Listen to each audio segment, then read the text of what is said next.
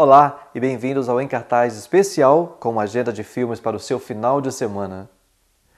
Durante o programa de hoje, além de ficar por dentro da agenda de filmes deste sábado e domingo, você também vai conferir notícias, bastidores e entrevistas exclusivas. Apesar dessa ser apenas a segunda edição do Brasília Film Festival em Londres, os filmes brasileiros têm percorrido o mundo afora. É hora de conhecer um pouco da história do festival e da Infinito, a empresa que tem levado o cinema nacional aos 4 cantos do mundo. Apesar de estar acontecendo em Londres apenas pela segunda vez, o Brazilian Film Festival é um fruto já maduro da Infinito, uma empresa que tem levado o cinema brasileiro aos 4 cantos do mundo. Além de filmes, a música e fotografia têm sido ingredientes indispensáveis para mostrar a diversidade do Brasil no circuito cultural, resultado de uma relação da Infinito com a história do cinema brasileiro, que já tem mais de uma década. Trazendo 28 festivais de cinema na bagagem, nos últimos 14 anos, a empresa realizou também 22 turnês internacionais de música, exposições de artes plásticas, amostras fotográficas e apresentações teatrais. Com uma forte preocupação social, o trabalho da Infinito tem ido além do tapete vermelho e entre uma premiere e outra, projetos como o Beabá do Cinema Nacional usa a 7ª arte como ferramenta de ensino para crianças. Sabe? Eu acho que quando você consegue reunir um mosaico, um painel da atual produção brasileira num espaço só, em outro país, e você atrai o público desse país, a imprensa desse país, você está fazendo abrindo um espaço para o cinema brasileiro que não é comum. Este ano, o Brazilian Film Festival está passando por Canudos, Buenos Aires, Miami, Nova York, Vancouver, Roma, Londres, Istambul, Madrid e Barcelona.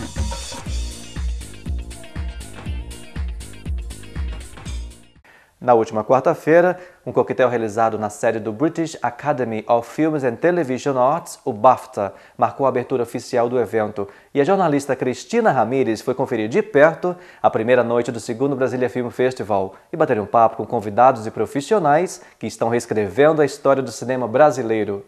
Reunindo importantes nomes que estão por trás do enorme sucesso do cinema nacional ao redor do mundo, a abertura oficial do segundo Brazilian Film Festival em Londres marcou a largada para uma avalanche de produções que estarão na tela do Cine Apollo de Piccadilly por uma semana. Isso tudo começou.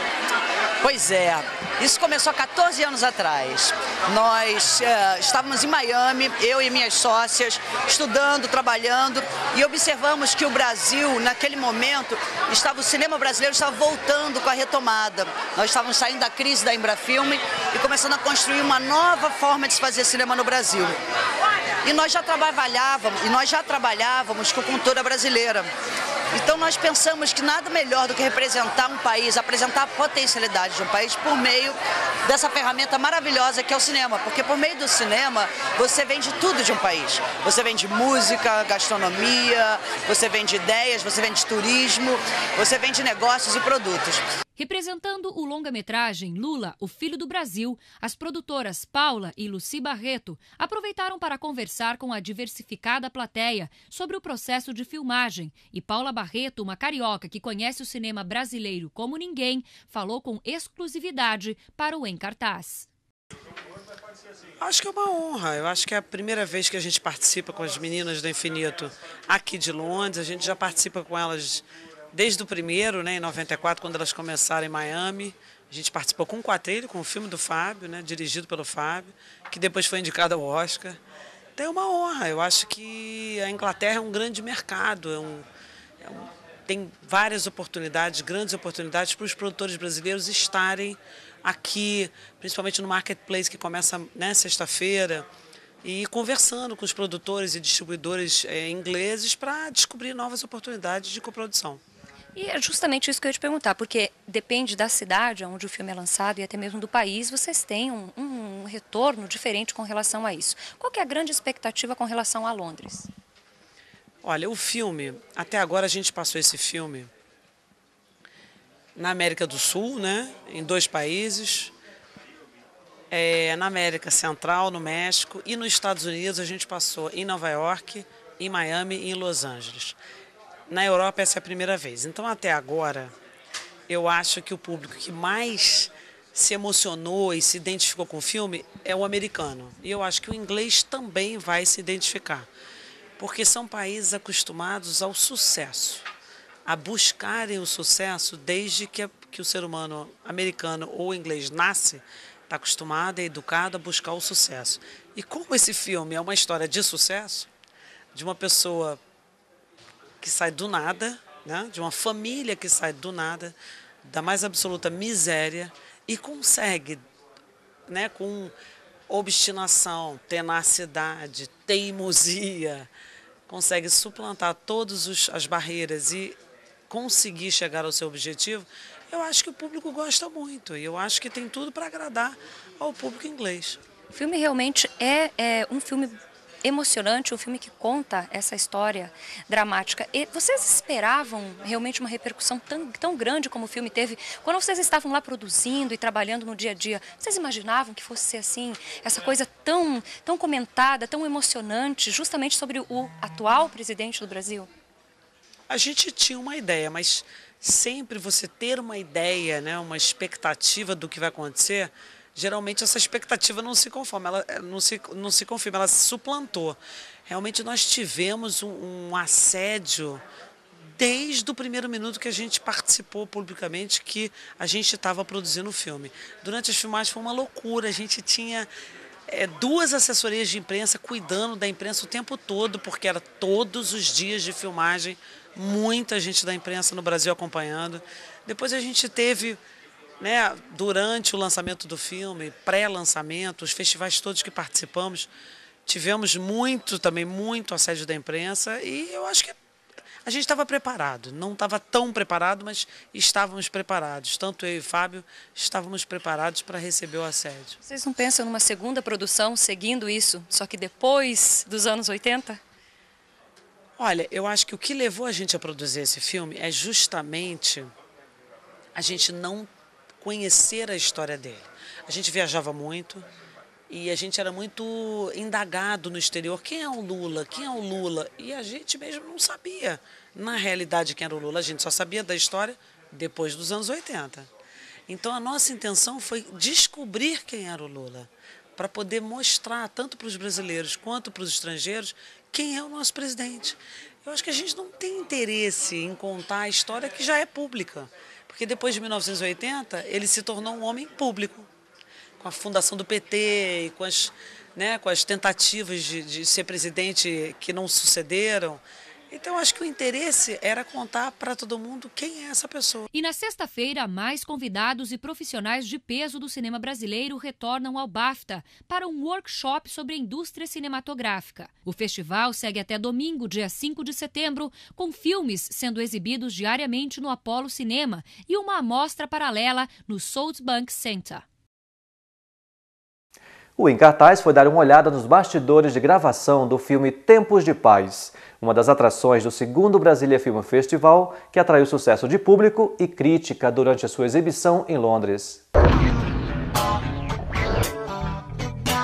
Quem for ao Apollo Cinema de Piccadilly no dia 5 de setembro vai poder conferir Tempos de Paz, do aclamado diretor Daniel Filho, responsável por filmes brasileiros de sucesso como Se Eu Fosse Você, e que também faz uma pequena participação no filme. Em Tempos de Paz, adaptação da peça de teatro Novas Diretrizes em Tempos de Paz, o diretor registra o embate entre um interrogador alfandegário e ex-torturador da polícia de Getúlio Vargas e um refugiado polonês, que é tido como suspeito de ser um nazista fugitivo. O filme se passa em abril de 1945, quando o Brasil ainda era aliado dos Estados Unidos na guerra contra a Alemanha dos nazistas. E na tela, o ator Tony Ramos interpreta o interrogador alfandegário. Já o ator Dan Stulbach repete o mesmo papel que fez nos palcos do teatro brasileiro como imigrante, que não vê a hora de entrar no Brasil. Encontro de duas culturas e de duas vidas, basicamente, né? duas culturas vitimadas pela brutalidade. Inicialmente, o filme seria apenas um registro em vídeo da peça de teatro, que recebeu o Prêmio Shell em 2001, quando estava em cartaz no Brasil. Mas o projeto cresceu, para a surpresa dos próprios envolvidos. A única coisa que me dava uma certa suspeita que talvez o filme acontecesse era porque era o Daniel Filho. Esse filme, ele apresenta vários desafios. Eu fui fascinado por ele, né? Pela história. Mas só contar a história aquela que eu vi no palco e tentar transformá-la num filme já é um enorme desafio. E o que era para ser apenas uma peça gravada em DVD acabou se transformando em um longa-metragem que promete emocionar a plateia que for conferir Tempos de Paz, como parte da programação oficial do 2º Brazilian Film Festival em Londres. É um filme de várias pessoas que gostaram de contar aquela história, porque o projeto era bom. Isso também me torna um filme muito especial, quer dizer, ter tido tanta gente envolvida numa ideia proposta, né?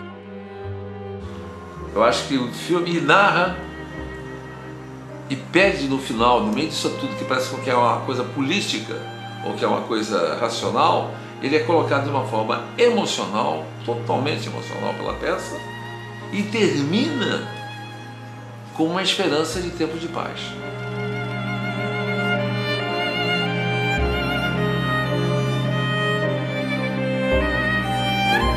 Falando de bastidores, o que rola entre uma cena e outra, ou o que ainda está para acontecer, às vezes é tão ou mais interessante do que o filme pronto. Hora de dar uma conferida nas notícias do cinema.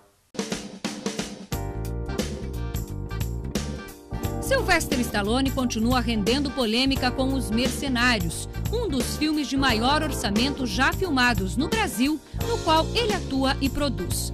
Primeiro, o ator deu uma entrevista no mês passado, falando que escolheu o país porque no Brasil é possível atirar nos outros, explodir coisas e as pessoas ainda dizem obrigado. Mas a ironia do ator, fazendo alusão ao conhecido fato de que no Brasil os estrangeiros podem fazer o que bem entendem, não parou por aí. Ao que parece, Stallone andou confundindo hospitalidade com liberdade e, segundo a revista Veja, deixou várias dívidas com produtoras brasileiras, motoristas e até guarda-costas. Depois de emprestar o seu tempero latino para filmes internacionais como Charlie Angels e Love Actually, o brasileiro Rodrigo Santoro interpreta um jovem rebelde da Guerra Civil Espanhola no filme There Be Dragons, dirigido pelo cineasta britânico Roland Joffé, e que está sendo filmado em Buenos Aires. A obra, sem data prevista de estreia, conta a história de José Maria Escrivá, o fundador da Opus Dei. Além de Rodrigo Santoro, o filme traz no elenco atores como Charlie Cox e a atriz ucraniana Olga Kurilenko, mais conhecida por protagonizar o 22º filme de James Bond, Quantum of Solace, ao lado do ator Daniel Craig. Mais um filme adaptado da obra de Paulo Coelho deve chegar aos cinemas em 2011. Fenômeno editorial com mais de 150 milhões de exemplares vendidos em todo o mundo, o escritor brasileiro nunca escondeu ser avesso a ver os seus personagens saírem das páginas dos livros para as telas. Mesmo assim, este ano, Paulo Coelho autorizou a produção do filme Brida, baseado no livro escrito em 1990. Apesar dos direitos de adaptação de outros 2 livros famosos do autor, O Alquimista e 11 Minutos, terem sido vendidos há um bom tempo, foi só no ano passado que o primeiro filme baseado em um trabalho de Paulo Coelho enfim chegou aos cinemas. O filme Comer, Rezar, Amar, novo longa-metragem estrelado por Julia Roberts, tem um ingrediente a mais do que a atriz do filme Uma Linda Mulher. Aliás, mais de um, já que a trilha sonora da obra traz uma canção interpretada por João Gilberto e outra com a cantora brasileira Bebel Gilberto, que solta a voz na faixa Samba da Bênção, de Vinícius de Moraes. O filme tem a direção de Ryan Murphy, conhecido pelos seriados bem-sucedidos como Nike Tuck e Glee, e é uma adaptação do best-seller homônimo de memórias da romancista americana Elizabeth Gilbert. A trilha de Comer, Rezar, Amar também conta com canções de Neil Young, Marvin Gaye e Gato Barbieri, além de 2 músicas de Ed Vedder, vocalista do Pearl Jam, compostas especialmente para a produção. O Em Cartaz volta logo após os comerciais com muito mais sobre o 2º Brasília Film Festival em Londres. Não sai daí.